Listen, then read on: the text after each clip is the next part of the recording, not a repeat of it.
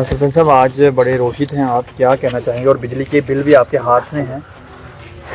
देखिए, सभी लोग जानते हैं हमारे कि जब भी गर्मी का मौसम आता है तो पूरी यूटी में, जम्मू प्रोविंस में और ख़ासकर जो बॉर्डर इलाका और हमारा कंडी इलाका है, उसमें हमारे लोग अपने काम काज भी भूल जाते हैं कि बिजली की इतनी दिक्कतें हैं कि कहीं भी बैठे, चाहे कोई ब्याह शादी हो या कहीं कोई फंक्शन हो, हर जगह एक ही बात चलती है कि बिजली कब आएगी, बिजली कब आएगी, बिजली कब आएगी।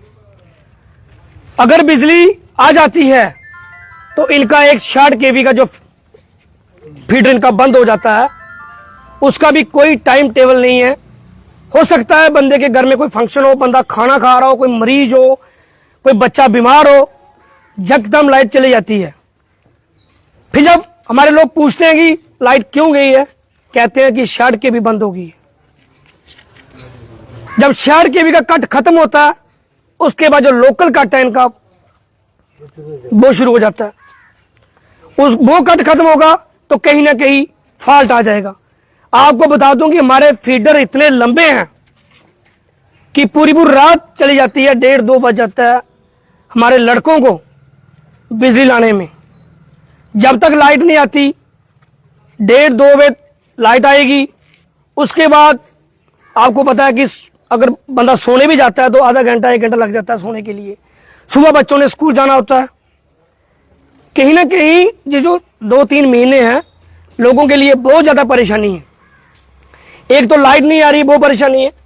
दूसरा, जितने भी हमारे मीटर रीडर हैं, वो कान खोल के सुन ले, आपने जो दहशतगर्दी चलाई हुई है, तानाशाही चलाई हुई है, वो बंद कर दे।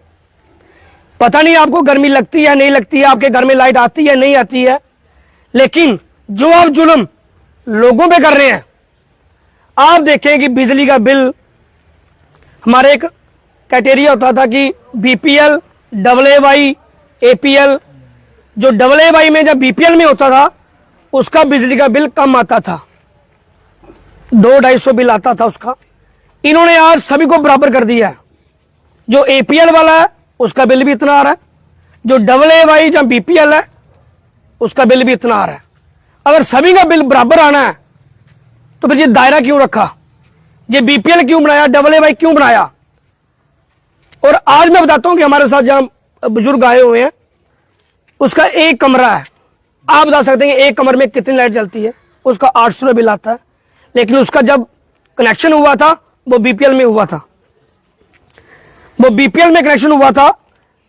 ये देखिए, बंदे का 791, 2 महीने का 1599 ये बिल आया है। ये परनू में रहता है, आप वहां जाके दे सकते हैं। ये भाई हमारे साथ जहां आया भी हुआ है, ये बंदा है, आप देख सकते हैं कि इसका बिल 800 रुपया हर महीने आ रहा है। और ये काम क्या करता है? लेबर का काम करता है। जब दिहाड़ी मिलेगी तो करेगा। अभी उसको 800 रुपये पहले जोड़ना है, घर के लिए राशन बाद में करना है, पहले 800 रुपये जोड़ना है कि 800 रुपया मैंने किस तरह देना है।